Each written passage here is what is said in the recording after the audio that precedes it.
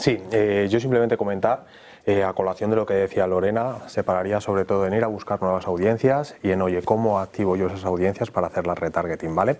Creo que al ir a buscar nuevas audiencias vamos a volver un poco a la base, ¿no? Esas soluciones de contextual más por contenido, más, oye, voy a buscar a ese usuario de otra manera, ¿no? Como decía, a mí a la hora de activación esa parte no me preocupa tanto.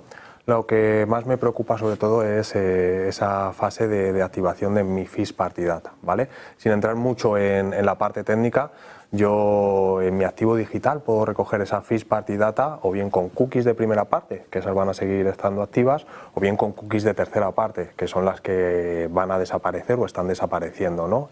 Entonces, creo que vamos a tener que vidar un poco, encontrar otras soluciones. Y luego simplemente tenemos que tener en cuenta pues, que empresas históricas del marketing digital, tipo Criteo, por ejemplo, una empresa muy focalizada en esas estrategias de retargeting, está pasando por momentos complicados, ¿no? Es decir, todos estos cambios llevan una repercusión y pues ahora mismo están abordando bastante despidos, ¿no? Entonces, tenemos que ser conscientes y tenemos que ir buscando soluciones sobre todo adaptarse. Bueno, como decía antes, la inteligencia artificial es algo que tenemos que tocar porque ha llegado para quedarse. Llevaba mucho tiempo, lo hemos comentado antes de empezar el programa, pero ahora ha llegado ya, digamos, a todos los estamentos del mundo profesional y no profesional. Pero para que la inteligencia artificial funcione bien, hacen falta datos de buena calidad. ¿Cómo estáis viendo la evolución de las empresas españolas en ese gobierno del dato? Porque al final podemos tener unas herramientas maravillosas, pero si los datos o no son válidos o no son suficientes o no podemos llegar a los que queremos, tenemos un problema, Lorena. Yo respondo desde la perspectiva de privacidad, ¿no? De la seguridad de esos datos. Y aquí es clave la figura del DPO, el responsable de protección de datos de la empresa. Él al final... Mira, si yo echo la vista atrás, nuestros interlocutores en Google habituales era el equipo de marketing y el equipo de data. Pero ahora tenemos la figura del DPO que juega un papel clave en la transformación digital de la empresa y en velar que se haga de forma respetuosa con la privacidad. Él se encarga de que los datos que se recogen se hagan con el consentimiento apropiado, que se guarden de forma segura y sobre todo que el consumidor pueda ejercer su derecho de oposición. Que esto es algo muy complejo a nivel técnico. Si el usuario me dice, mira, he cambiado de idea y ya no quiero que tengas mis datos, yo como empresa tengo que borrarlos de todos mis sistemas, de todas mis bases de datos, de todas mis activaciones. Es un proceso muy complejo y el DPO se encarga, en colaboración con marketing y con data, de que todo eso se haga bien. Pero eso estás hablando de una compañía como Google, con, digamos, muchas herramientas, con muchos ingenieros desarrollando probablemente esas conexiones entre las diferentes bases de datos. ¿Qué pasa con la mayoría de las empresas? Porque yo creo que la mayoría no tienen un CRM único, para empezar, donde se recopilen todos los datos de clientes, prospect y el primero que pasó por allí en una feria. No lo sé. Pues precisamente por lo que hemos estado hablando, de que cada vez más vemos el valor que tienen esos datos, las compañías están cambiando de mentalidad y donde veían un coste, ahora lo que ven es una inversión. Entonces esto ha llevado a que de verdad empiecen a invertir más en construir equipos muy diversos con diferentes roles del mundo del dato, que va, como ha comentado Lorena, desde el DPO a, por ejemplo, lo que es la data governance, desde, digamos, figuras que controlan todo el ciclo de vida de ese dato, desde que existe una necesidad del negocio, identificas qué fuentes de datos tienes que recopilar para poder responder esa pregunta, a ingestarlos en una plataforma y que estén de manera organizada, entendiendo la calidad del dato.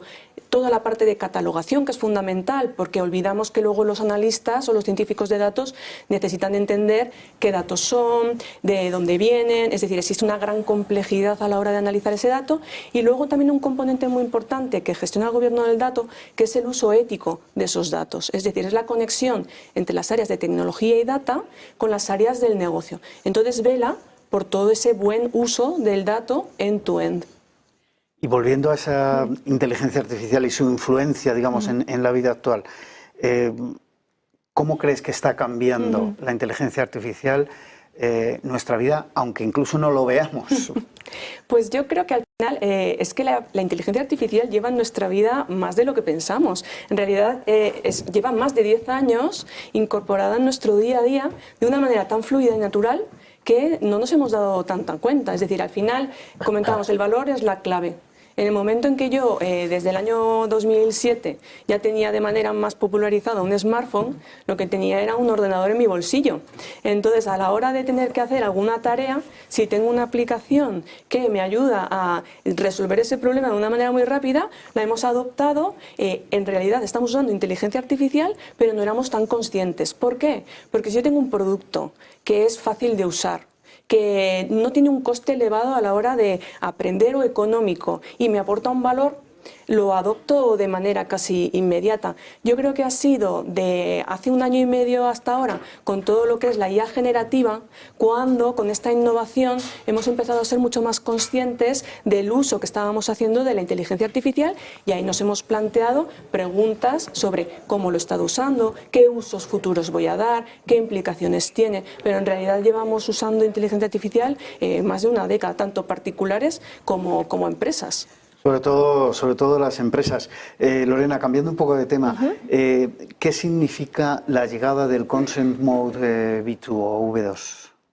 Vale, el Consent Mode es una funcionalidad, una herramienta dentro de Google Ads, la plataforma de publicidad de Google, que viene a tratar de ayudar a mitigar el impacto de la pérdida de datos debido a motivos regulatorios.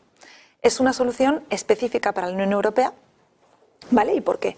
Pues porque al final, cuando aceptamos o rechazamos cookies, ¿no? Si el usuario acepta, yo voy a poder medirle su actividad en mi web, fenomenal. Si el usuario rechaza, yo no puedo medir. Entonces, Consent Mode viene a cumplir una doble función. Por un lado, va a pasar esa señal de consentimiento de una forma auditada, de una forma sólida, para asegurarnos de que todo dato que se sube a las plataformas de Google Ads tiene consentimiento, está consentido por el usuario, ¿no? Esa función que nos permite cumplir la regulación. Y una segunda función, que es modelar. Decíamos, ¿no?, que la tasa de aceptación de cookies hoy en día, tras la nueva guía de la Agencia de Protección de Datos, está en 60-70%. Significa que estoy ciego al otro 30-40%. Consent Mode lo que aplica es modelización estadística, porque yo a ese usuario no le puedo medir, pero hace una modelización para tratar de estimar qué porcentaje de ellos habrán podido comprar, digamos, en mi web. Me reporta esos datos en las campañas para que yo, como anunciante, tenga una idea mejor de cómo están funcionando esos impactos publicitarios. Y además le proporciona datos de valor a la inteligencia artificial para seguir optimizando esas campañas. Carlos, cuando hablamos de todo esto, nos olvidamos a veces, los profesionales no, pero muchas veces el sector se olvida de que la base para gestionar todo esto es el talento, los profesionales que conocen todas las herramientas de marketing digital y tienen que aplicarlas. ¿Dónde debe estar ese talento? Luego hablaremos de cómo se busca y si hay suficiente, pero ¿dónde debe estar lo primero? ¿En el anunciante? ¿En la agencia? ¿Cómo se debe, digamos, distribuir el talento digital? No, eso es muy buena pregunta, Juanma, y además lo toco en mis dos roles diarios, tanto en agencia de medios llevando un equipo de operaciones de activación en medios, como en la academia, donde pues, han pasado más de 3.000 perfiles ya por la academia, ¿vale? Yo soy de la forma de pensar de que el conocimiento tiene que estar en la casa, ¿vale? Pero sí que es cierto que nos tenemos que hacer una pregunta, oye, ¿voy a necesitar ese recurso de una manera longeva, por así decirlo, o va a ser para un proyecto determinado?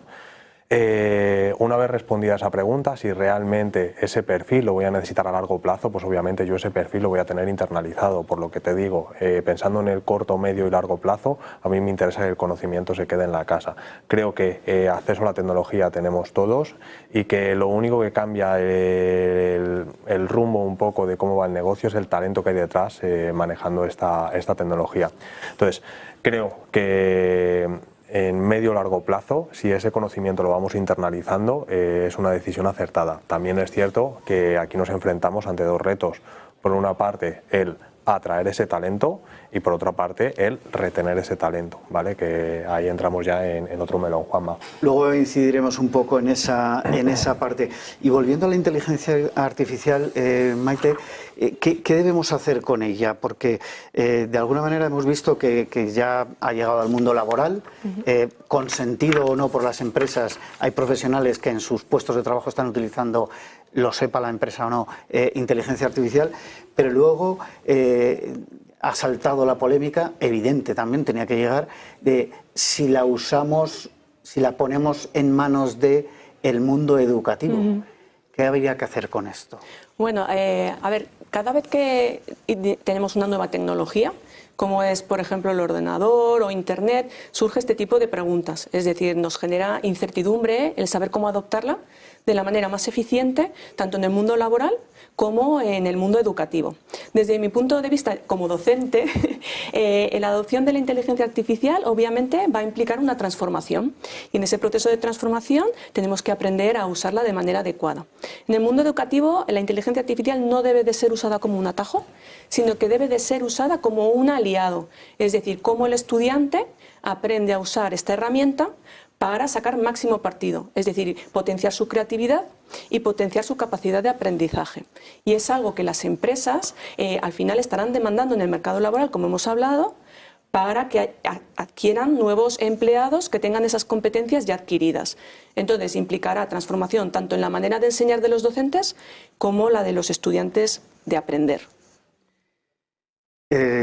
Estábamos hablando de datos, hablando también de esa inteligencia artificial y bueno, pues desde niños ya, porque al final es una herramienta que, como decía Maite, pues ayudará también en el entorno educativo. Pero esos datos, el usuario no sé hasta qué punto, volvemos un poquito a lo de antes, es consciente de su importancia.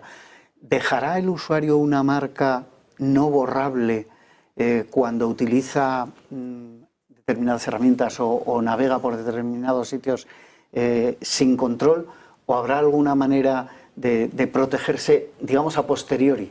Porque la mayoría de nosotros ya hemos dejado nuestro rastro digital por las webs de todo el mundo, digamos. Aquí lo que es fundamental, yo como defino privacidad es, yo como consumidor, como usuario, sentirme seguro y en control de mis datos. Entonces, que yo pueda decidir libremente a quién y a qué empresa le doy mis datos, saber qué van a hacer con ellos y luego poder ejercer ese derecho de oposición, borrarlos después si no estoy de acuerdo. Y esa es una responsabilidad que todas las empresas tenemos. Si el usuario, miren, estudios también que hacemos, el 50%, más del 50% nos han dicho que han dejado de usar una marca porque no sentían que se hiciera un buen uso. Al final, una brecha en los datos es un escándalo de PR, ¿no? De responsabilidad de la empresa, de la cual es muy difícil recuperarse después.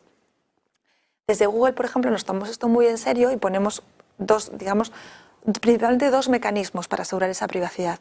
Por un lado, lo que llamamos Privacy by Design, ¿no? Privado por defecto, seguro por diseño, que lo que hacemos es toda esa medida de protección física de servidores, de no utilizar datos personales que jamás se utilizan para privacidad. Por ejemplo, cada día se frenan más de 15 billones de correos electrónicos de spam que no llegan a nuestra bandeja de entrada, ¿no? Todo eso no lo vemos, es la seguridad, digamos, entre bambalinas. Eso por un lado, y por otro lado también darle la potestad al consumidor de decidir. Aquí tenemos lo que llamamos mi centro de anuncios, que es donde todos nosotros podemos entrar, cada uno a su perfil, y ahí decides si quieres o no ver publicidad personalizada en Google, si quieres o no que tu historial de búsqueda se utilice para personalizar, ves qué tipo de anuncios has visto en el último mes y eliges, oye, de estas marcas confío en ellas, quiero ver más, de estas marcas no confío, no quiero ver más. Lo único, Juanma, ¿cuál es el problema que veo yo aquí? ¿Vale? Porque sí que es cierto que nosotros estamos muy en el día a día del marketing digital, ¿vale? Pero yo me pongo en el rol de un usuario, por ejemplo, como mi madre, y mi madre no es capaz de entrar en esa configuración, ¿no? Entonces, yo creo, ¿dónde voy con esto? Creo que hace falta todavía mucha educación en cuanto a privacy y poder conocer qué opciones tiene el consumidor para que se empodere.